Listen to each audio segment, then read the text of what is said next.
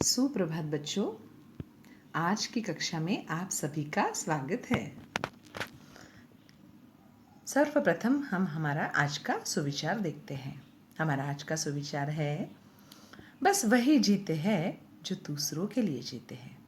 अर्थात खुद के लिए तो सभी जीते हैं, खुद के बारे में सभी सोचते हैं, पर हमें दूसरों के बारे में सोचना चाहिए।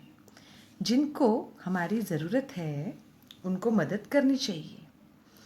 बस यही बात इस कविता द्वारा कवि ने हमें बताई है। तो अब हम हमारी कविता की ओर बढ़ते हैं। हमारे कविता का शीर्षक है हृदय का उजाला, जिसके कवि है रमाकांत यादव। इनका जन्म 1963 में जौनपुर उत्तर प्रदेश में हुआ। रमाकांत यादव जी हिंदी भाषा के सजग रचनाकार हैं। आपकी रचनाएं राष्ट्रीयता और नैतिकता के भावों से परिपूर्ण हैं। इनकी कुछ प्रमुख कृतियों पर प्रकाश डालते हैं। हृदय का उजाला, यह समय कब तक रहेगा, गीत जिंदगी के, अपनापन आदि रचनाएं विभिन्न पत्र पत्रिकाओं में प्रकाशित है। प्रस्तुत गीत में कवि रमाकांत यादव जी ने हमें दीपक जैसा बनने के लिए प्रेरित किया है। आपका मानना है कि त्योहार उत्सव के अवसर पर दिखावा करने की जगह भूखे पेट को भोजन, खुले तन को वस्त्र देना, दीन दुखियों की सेवा करना अधिक श्रेष्ठ है। अब हम हमारे शीर्षक को देखते हैं, हृदय का उजाला। हृदय का उजाला, हृदय का अर्थ है मन, दिल। तो बच्चों, हमें हमारे मन में दीपक जलाना चाहिए। दीपक जलाने का अर्थ क्या है? हमारा मन जितना हमारे खुद के लिए सोचता है, खुद का विचार करता है, उसी तरह हमें दूसरों के बारे में भी सोचना चाहिए, दूसरों का भी विचार करना चाहिए। जिस तरह दिए की बाती जो होती है ना, दिए की बाती वो दिन रात जलती रहती है बिना स्वार्थ के, पर कभी वो ऐसा सोचती है क्या कि मैं ही क्यों जलूं? वो खुद जलकर तुम्हें उजाला देती है ना? बिल्कुल उसी तरह हमें हमारे मन में हमेशा दूसरों के बारे में भी विचार होने चाहिए। दूसरों के बारे की भलाई, दूसरों के भलाई के बारे में भी हमें हमेशा सोचना चाहिए। तो आइए हम हमारे कविता का पहला पद देखते हैं।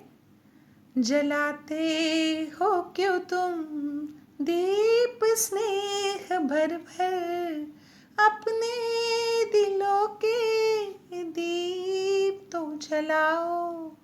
सजाते हो तुम सब उजालों से घर, क्यों अंधेरे हृदय में उजाला तो लाओ।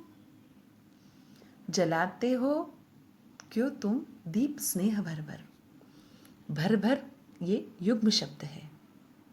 अपने दिलों के दीप तो जलाओ, दीप का अर्थ है दिया, दीपक।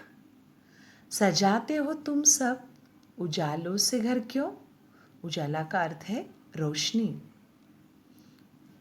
अंधेरे हृदय में उजाला तो लाओ, अंधेरे का विरोधी शब्द है उजाला।